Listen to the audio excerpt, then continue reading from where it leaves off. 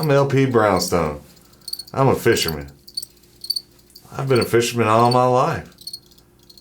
My granddaddy was a fisherman. See, my daddy, his daddy's daddy. We're all fishermen. It's just the Brownstone way. Daddy is a world-class fisherman. You know, he's a great dad. He's a cool dad. It's just that people don't really seem to get that about him, I think. And it's what drives people away from him. My mom, she left us because she said he was too involved in his career. My name is Mildred Pierce, and I've been LP's publicist for about 15 years. He's one of my best clients.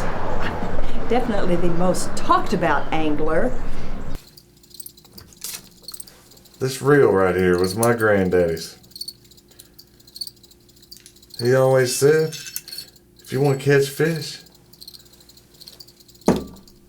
you've got to be the bait. Really get in their head, you know what I mean? Oh yeah, you're talking about Mr. Brownstone. Yeah, he comes in here from time to time. Just goes up and down the aisles, staring off into space. I don't know what that man's thinking. Yeah, he came in here the other day with a question. He said, do you think this shrimp is female or male? And I said, now how in the hell am I supposed to know that, Mr. Brownstone? I think you might be getting sexual with him.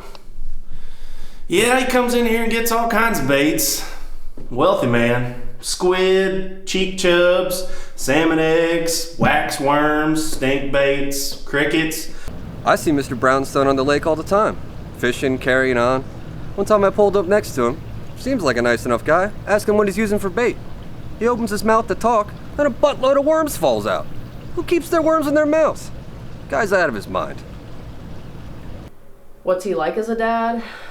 You know, he's great, like I said. When he came back from one of his tournaments in Wisconsin, he brought me this really great music box. And, you know, I hardly see him anymore because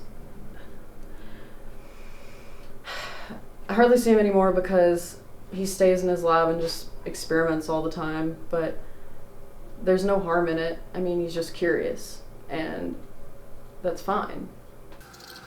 Well, I do a lot of tinkering down here. Helps me stay on my game. Stay close to the sport. Mud lobsters, shiners, crankbaits, buzzard, zebra muzzles. He's been known to ruffle a few feathers. I would say he's a little bit unorthodox at times. Before a tournament one time, LP got in trouble for skinny dipping in the shrimp tank. He never smelled the same after that. Oh, don't use that last.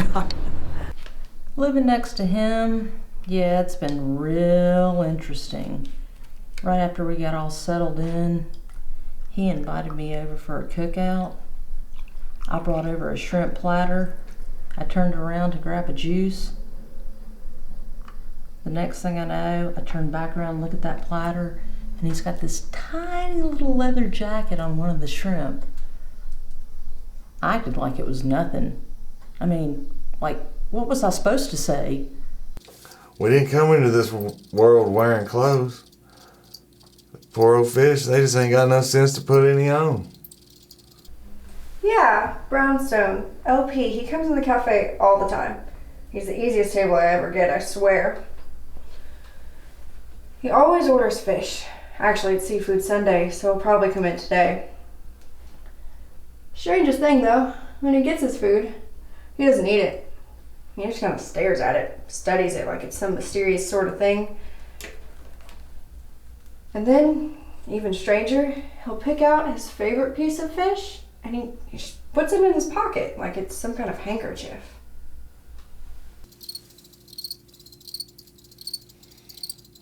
I like that one. We'll say that one.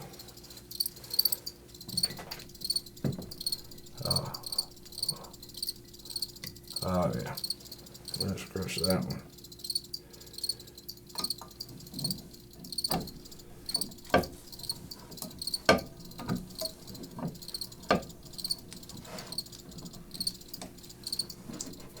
Oh, that's a good one right there. See how that crushed? That's a good one.